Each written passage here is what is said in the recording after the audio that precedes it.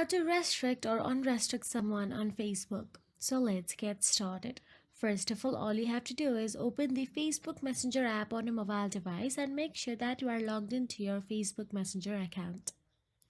Now once in there, go to the chat you want to restrict. All you have to do is swipe to the left side, tap on the chat and swipe, and there you will get to see more option available. Tap on it in three dot, then tap on the restrict, and now tap on the restrict option available again and they will be restricted.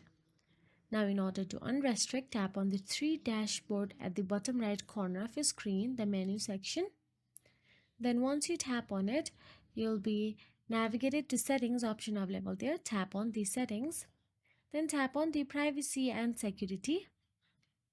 Now inside privacy and security, scroll down and tap on the restricted accounts. Then here you'll get to see the list of restricted accounts. Tap on it and tap on unrestrict. And that is it. If you found this video helpful, please like, share and subscribe, and thank you so much for watching.